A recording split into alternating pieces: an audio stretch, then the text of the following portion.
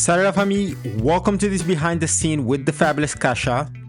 Today we are doing some experimental shots and I have to give a big shout out to Kasha. She was totally on board with my idea even though we weren't sure what the result will be or if anything good will come out of it. At first I wasn't sure if I should share this behind the scenes footage since it was pretty experimental, but then I thought why not, we are learning together. So the game plan was to kick things off with some fashion style portraits using a wide angle lens. I've just got a new Sigma 16 to 28mm 2.8 and I've always been fascinated with those dramatic fashion shots that exaggerate and distort features. Next is to experiment with light painting and lastly try some selective lighting using a gobo, though that part didn't go as planned, more on that later.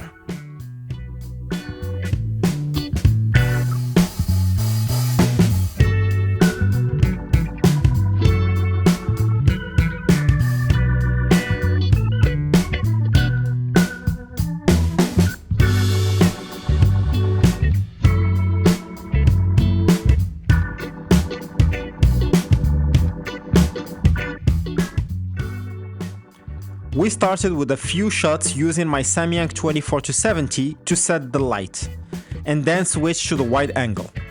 Shooting at 16mm means getting up close and personal.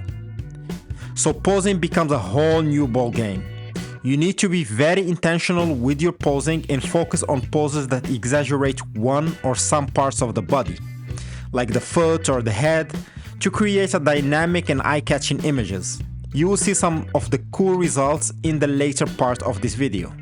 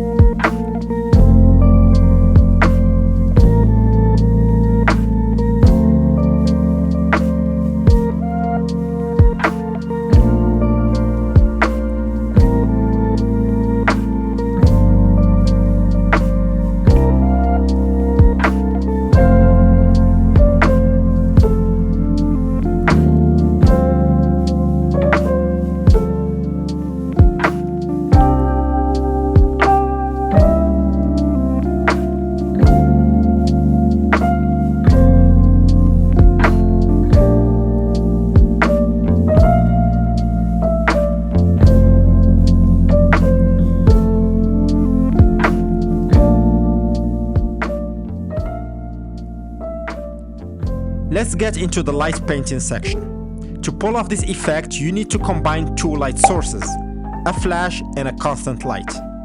Light painting is nothing but motion blur and light streaks. So we are shooting at a slow shutter of 1 or half a second while shaking the camera intentionally. The flash helps freeze the subject for a crisp image, while the LED lights the subject after the flash goes off. For my case here, I positioned the flash on Kasha's left with a small modifier for harsh light and shadows, and the gel LED on her right to light the dark side, as the flash is stronger than the constant.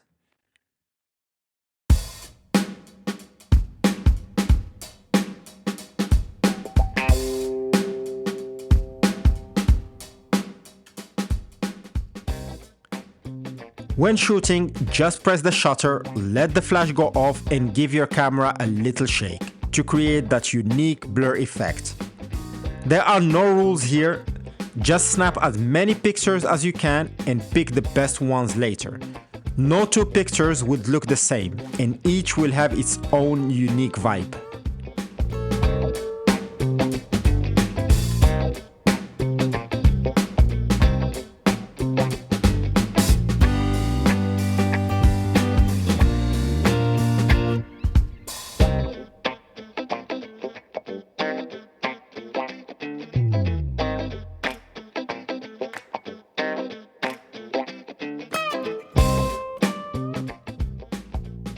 Here is a tip I discovered the hard way.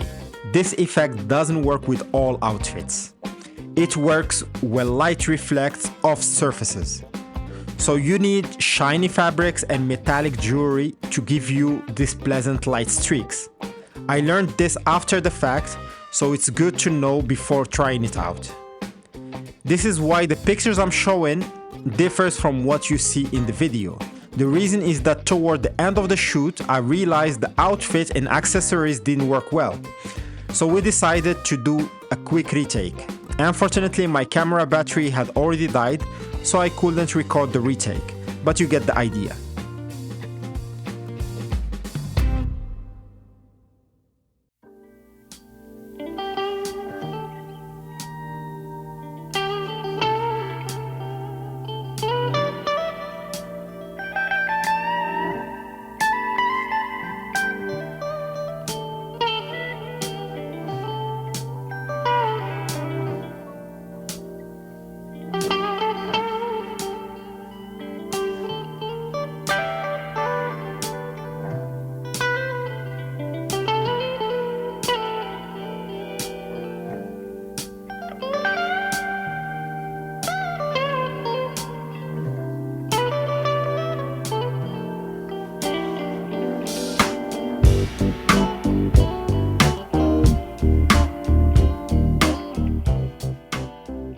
I had this cool idea to use a gobo for selective lighting. Unfortunately, although the studio had dozens of overlays and a gobo, they didn't have the one with the line that I needed. So that plan was scrapped. I tried to see if I could pull it off using 2V flats and creating some selective lighting, but it takes focus and time, and I only had the studio for a short time.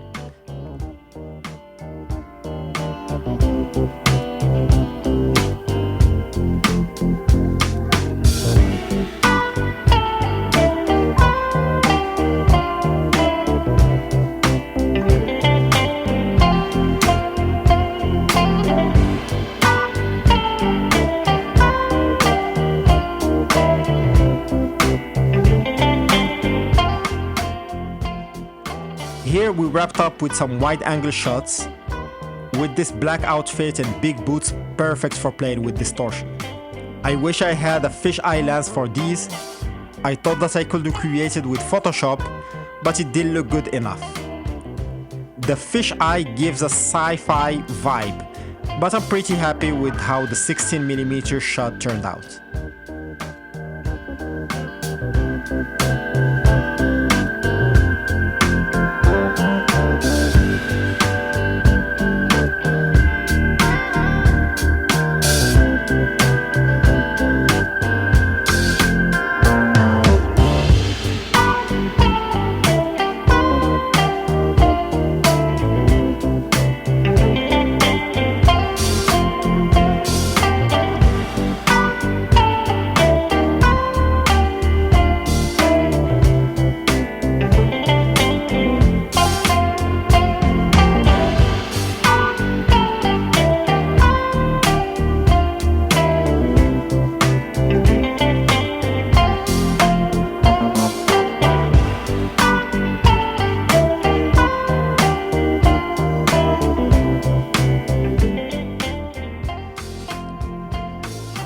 Before calling it a day, I grabbed some natural light shots just in case nothing from the session worked out.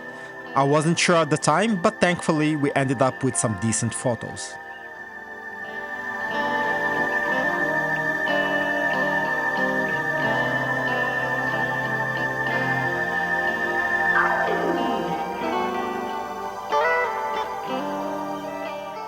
That's it for this behind the scenes. If I don't post again before the end of the year, have an amazing new year, and I will catch you up in the next one. Bye.